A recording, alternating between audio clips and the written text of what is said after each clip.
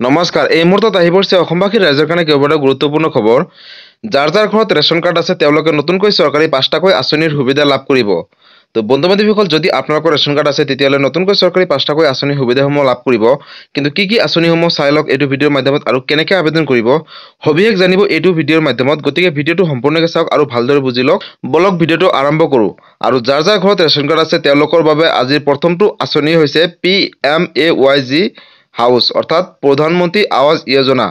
যিসকলে এতিয়ালৈকে চৰকাৰী ঘৰ পোৱা নাই তেওঁলোকৰ বাবে খুবেই ভাল খবৰ যদি আপোনালোকে এতিয়ালৈকে চৰকাৰী ঘৰ পোৱা নাই আৰু যদি আপোনালোকৰ ৰেচন কাৰ্ড আছে তেতিয়াহ'লে নতুনকৈ চৰকাৰী ঘৰৰ বাবে আবেদন কৰিব পাৰিব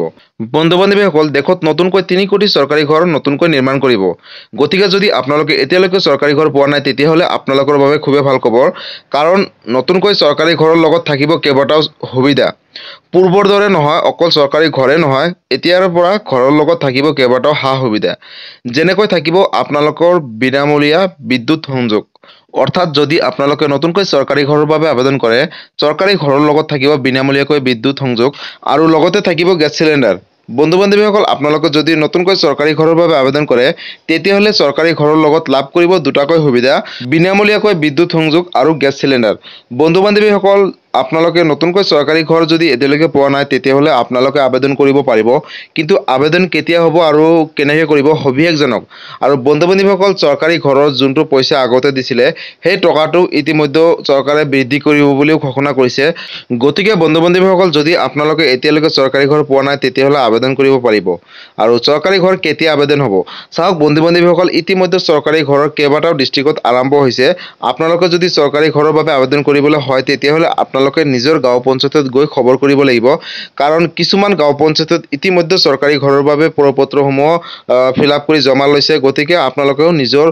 ডিটেইলছসমূহ বা প্ৰপত্ৰখিনি ফিল আপ কৰি আপোনালোকেও জমা দিব আৰু নতুনকৈ চৰকাৰী ঘৰৰ বাবে এনেকৈ আবেদন কৰিব লাগিব গাঁও পঞ্চায়তৰ যোগেদি অৰ্থাৎ অফলাইন মোডত অনলাইনৰ মাধ্যমত এতিয়ালৈকে আবেদনৰ কামসমূহ আৰম্ভ হোৱা নাই তাৰ বাবে আপোনালোকক মই অনলাইনৰ মাধ্যমত ক'ব নোৱাৰিছোঁ কিন্তু আপোনালোকে গাঁও পঞ্চায়তৰ যোগেদি নতুনকৈ চৰকাৰী ঘৰৰ বাবে আবেদন কৰিব পাৰিব আৰু বন্ধু বান্ধৱীসকল চৰকাৰী ঘৰ আবেদন কৰিবলৈ হ'লে আপোনালোকৰ নথিপত্ৰসমূহ ঠিক কৰি ৰাখিব বা যেতিয়া আপোনালোকে প্ৰপত্ৰসমূহ পূৰণ কৰিব তেতিয়া আপোনালোকে যোনটো ফৰ্মখন আপোনালোকে ফিল আপ কৰাৰ সময়ত ভালকৈ শুদ্ধকৈ লিখিব কাৰণ যদি কিবা খেলিমেলি হয় তেতিয়া কিন্তু আপোনালোকে হয়তো চৰকাৰী ঘৰ নাপাবও পাৰে গতিকে আপোনালোকে যিখিনি বেংকৰ ডিটেইলছ দিব বা আপোনালোকৰ নথিপত্ৰত নাম চামখিনি দিব অলপ শুদ্ধকৈ লিখিব আৰু স্পষ্টকৈ লিখিব যাতে অফিচাৰখিনিয়ে যাতে আপোনালোকৰ নামখিনি বা ডিটেইলছখিনি শুদ্ধকৈ পায় তেতিয়াহে আপোনালোকে চৰকাৰী ঘৰৰ বাবে এজন যোগ্য হিতাধিকাৰী হ'ব আৰু নতুনকৈ চৰকাৰী ঘৰ লাভ কৰিব আৰু চৰকাৰী ঘৰক লৈ কিবা সুধিব থাকিলে মোক কমেণ্ট কৰিব মই নিশ্চয় ৰিপ্লাই দিবলৈ চেষ্টা কৰিম আৰু আজিৰ পৰৱৰ্তী খবৰটো হৈছে যিসকলৰ ৰেচন কাৰ্ড আছে তেওঁলোকৰ বাবে আৰু এটা ডাঙৰ খবৰ আপোনালোকে যদি এতিয়ালৈকে চৰকাৰী লেট্ৰিন বা টয়লেট এতিয়ালৈকে লাভ কৰা নাই তেতিয়াহ'লে আপোনালোকৰ বাবে খুবেই ভাল খবৰ যাৰ যাৰ ঘৰত ৰেচন কাৰ্ড আছে তেওঁলোকে নতুনকৈ চৰকাৰী টয়লেটৰ বাবে আবেদন কৰিব পাৰিব কিন্তু নতুনকৈ চৰকাৰী টয়লেট কেনেকৈ আবেদন কৰিব ক'ত কৰিব আৰু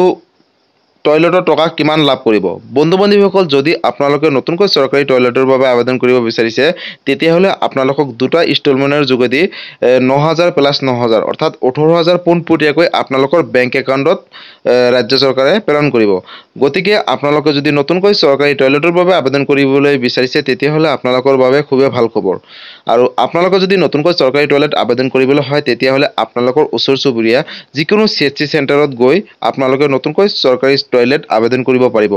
মোবাইলতো পাৰিব কিন্তু কি হয় মোবাইলত আবেদন কৰিলেও আপোনালোকৰ কিবা হয়তো নথিপত্ৰ যেতিয়া ফৰ্মটো ফিল আপ কৰোঁতে কিবা খেলিমেলি হ'ব বা নামটো অলপ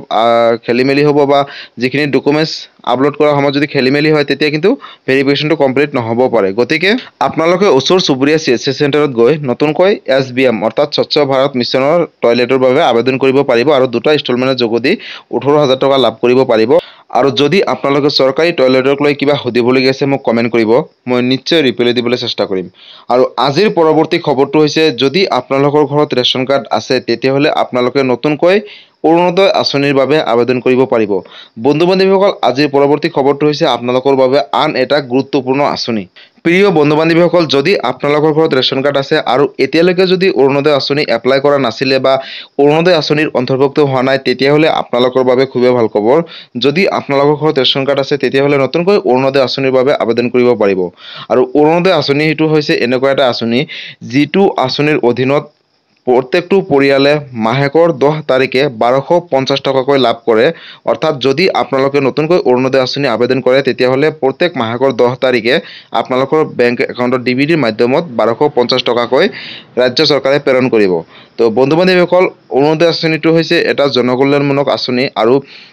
দৰিদ্ৰ দূৰীকৰণৰ কাৰণে আঁচনি আনিছে ৰাজ্য চৰকাৰে। গতিকে বন্ধু বান্ধৱীসকল, যদি আপোনালোকে এই আঁচনিৰ অন্তৰ্ভুক্ত হ'ব বিচাৰিছে তেতিয়াহ'লে আপোনালোকৰ ৰেচন কাৰ্ড থকাটো বাধ্যতামূলক আৰু ৰেচন কাৰ্ড থাকিলে নতুনকৈ অৰুণোদয় আঁচনি 3.0ৰ বাবে আবেদন কৰিব পাৰিব। আৰু ৰেচন কাৰ্ড যদি আছে, অৰুণোদয় আঁচনিৰ বাবে আবেদনৰ কামসমূহ ছেপ্টেম্বৰ মাহৰ পৰা আৰম্ভ হ'ব। ইতিমধ্যে মুখ্যমন্ত্ৰী ডক্টৰ হিমন্ত বিশ্ব শৰ্মাই নিজ মুখে ঘোষণা কৰিছে যে অৰুণোদয় আঁচনি 3.0 নতুনকৈ ছেপ্টেম্বৰ মাহৰ পৰা আবেদনৰ কামসমূহ আৰম্ভ হ'ব। গতিকে যিসকল পৰিয়ালৰ ৰেচন কাৰ্ড আছে তেওঁলোকে নতুনকৈ অৰুণোদয় আঁচনি 3.0ৰ বাবে আবেদন কৰিব পাৰিব। তো বন্ধু বান্ধৱীসকল, যদি আপোনালোকে ৰেচন কাৰ্ড আছে আৰু অৰুণোদয় আঁচনি অন্তৰ্ভুক্ত হোৱা নাই তেতিয়াহ'লে ছেপ্টেম্বৰ মাহত আবেদনৰ কামসমূহ আৰম্ভ হ'ব আৰু আপোনালোকে নতুনকৈ অৰুণোদয় আঁচনিৰ বাবে এপ্লাই কৰিব আৰু নিশ্চয় অৰুণোদয় আঁচনিৰ অন্তৰ্ভুক্ত হ'ব। আৰু মাহেকত ৰাজ্য চৰকাৰে 1250 টকাকৈ 10 তাৰিখে আপোনালোকৰ বেংক একাউণ্টত ডিবিটিৰ মাধ্যমত প্ৰেৰণ কৰিব। তো আপোনালোকে এইটো যদি আবেদন কৰিবলৈ হয় অফলাইনৰ মাধ্যমত আপোনালোকৰ গাঁও পঞ্চায়তৰ যোগেদি নতুনকৈ অৰুণোদয় আঁচনি 3.0ৰ বাবে আবেদন কৰিব পাৰিব আৰু অনলাইনৰ মাধ্যমত কোনো ধৰণৰ আবেদনৰ কামসমূহ নহ'ব। এতিয়ালৈকে অফিচিয়েলভাৱে কোনো ধৰণৰ আপডেট অহা নাই। যদি অৰুণোদয় আঁচনিক লৈ কিবা সুধিবলগীয়া আছে মোক কমেণ্ট কৰিব, মই নিশ্চয় ৰিপ্লাই দিবলৈ চেষ্টা কৰিম। আৰু আজিৰ 4 নম্বৰ আঁচনিটো হৈছে, যদি আপোনালোকৰ ঘৰত ৰেচন কাৰ্ড আছে তেতিয়াহ'লে আপোনালোকে নতুনকৈ প্ৰধানমন্ত্ৰী উজ্জ্বলা যোজনা গেছ অৰ্থাৎ বিনামূলীয়াকৈ উজ্জ্বলা যোজনা গেছৰ বাবে আবেদন কৰিব পাৰিব। প্ৰিয় বন্ধু বান্ধৱীসকল, যদি আপোনালোকৰ ঘৰত ৰেচন কাৰ্ড আছে আৰু এতিয়ালৈকে প্ৰধানমন্ত্ৰী উজ্জ্বলা যোজনাৰ অধীনত গেছ চিলিণ্ডাৰ লাভ কৰা নাই তেতিয়াহ'লে আপোনালোকৰ বাবে খুবেই ভাল খবৰ। কাৰণ ইতিমধ্যে চৰকাৰী নতুনকৈ গেছ চিলিণ্ডাৰৰ বাবে আবেদনৰ কামসমূহ আৰম্ভ হৈছে। যদি আপোনালোকে এতিয়ালৈকে গেছ চিলিণ্ডাৰ পোৱা নাই বা আবেদন কৰা নাছিলে তেতিয়াহ'লে আপোনালোকে আজিয়ে আবেদন কৰক আৰু নতুনকৈ চৰকাৰী গেছ চিলিণ্ডাৰ অৰ্থাৎ উজ্জ্বলা যোজনা গেছ লাভ কৰিব। আপোনালোকে যদি HP হওক বা ইন্ধন হওক বা ভাৰত গেছ চিলিণ্ডাৰ হওক, আপোনালোকে যিকোনো এটা বাবে আবেদন কৰিব পাৰিব। আৰু আবেদন ক'ত কৰিব, কেনেকৈ কৰিব? চাওক বন্ধু বান্ধৱীসকল, যদি আপোনালোকে নতুনকৈ চৰকাৰী চিলিণ্ডাৰৰ বাবে আবেদন কৰিব বিচাৰিছে বা চৰকাৰী উজ্জ্বলা যোজনা গেছৰ বাবে আবেদন কৰিম বুলি ভাবিছে তেতিয়াহ'লে আপোনালোকে য'ত চৰকাৰী গেছৰ ডিষ্ট্ৰিবিউটাৰ আছে সেই দোকানত গ'লে আপোনালোকে তাৰ পৰাই কিন্তু নতুনকৈ উজ্জ্বলা যোজনা গেছৰ বাবে আবেদন কৰিব পাৰিব। আৰু ইতিমধ্যে চৰকাৰী উজ্জ্বলা যোজনা গেছৰ বাবে আবেদনৰ কামসমূহ আৰম্ভ হৈ গৈছে। গতিকে আপোনালোকে যদি এতিয়ালৈকে চৰকাৰী উজ্জ্বলা যোজনা গেছ লাভ কৰা নাই তেতিয়াহ'লে অতি শীঘ্ৰে আবেদন কৰক আৰু বিনামূলীয়াকৈ উজ্জ্বলা যোজনা গেছ চিলিণ্ডাৰ লাভ কৰক। আৰু যদি আপোনালোকে প্ৰধানমন্ত্ৰী উজ্জ্বলা যোজনা গেছক লৈ কিবা সুধিবলগীয়া আছে মোক কমেণ্ট কৰিব, মই নিশ্চয় ৰিপ্লাই দিবলৈ চেষ্টা কৰিম। আৰু আজিৰ 5 নম্বৰ আঁচনিটো হৈছে PM কিষাণ। প্ৰিয় বন্ধু বান্ধৱীসকল, যদি আপোনালোকৰ ঘৰত ৰেচন কাৰ্ড আছে আৰু PM কিষাণৰ বাবে আবেদন কৰা নাই তেতিয়াহ'লে আপোনালোকৰ বাবে খুবেই ভাল খবৰ। কাৰণ PM কিষাণ হৈছে এনেকুৱা এটা আঁচনি যিটো আঁচনিৰ অধীনত কৃষকসকলে 3টা ইনষ্টলমেণ্টৰ যোগেদি পোনপটীয়াকৈ বেংক একাউণ্টত 6,000 টকা বছৰি লাভ কৰে। আৰু এই টকাটো কেন্দ্ৰীয় চৰকাৰে দিয়ে পোনপটীয়াকৈ কৃষকসকলৰ বেংক একাউণ্টত। বন্ধু বান্ধৱীসকল, যদি আপোনালোকে এতিয়ালৈকে PM কিষাণৰ বাবে আবেদন কৰা নাই তেতিয়াহ'লে আপোনালোকে PM কিষাণৰ বাবে আবেদন কৰিব পাৰিব। ইতিমধ্যে PM কিষাণৰ আবেদনৰ কামসমূহ চলি আছে।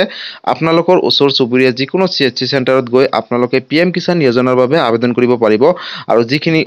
অনলাইনৰ মাধ্যমত কাম আছে আপোনালোকে অনলাইনত কৰিব, আৰু যিখিনি অফলাইন আছে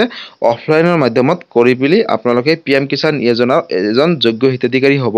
আৰু বছৰি 6,000 টকা 3টা ইনষ্টলমেণ্টৰ যোগেদি পোনপটীয়াকৈ আপোনালোকৰ বেংক একাউণ্টত লাভ কৰক। বন্ধু বান্ধৱীসকল, যদি আপোনালোকৰ ৰেচন কাৰ্ড আছে আজিৰ এই 5টা আপোনালোকৰ বাবে খুবেই ভাল আঁচনি। তো বন্ধু বান্ধৱীসকল, আজি আছিলে এই 5টা আপোনালোকৰ বাবে খুবেই ভাল আঁচনি। যদি ভিডিঅ'টো চাই ভাল পালে, চেনেলটোত নতুনকৈ আহিছিলে চেনেলটো ছাবস্ক্ৰাইব কৰিব, লাইক কৰিব আৰু কিবা সুধিব থাকিলে মোক কমেণ্ট কৰিব, মই নিশ্চয় ৰিপ্লাই দিবলৈ চেষ্টা কৰিম। ধন্যবাদ। জয় আই অসম।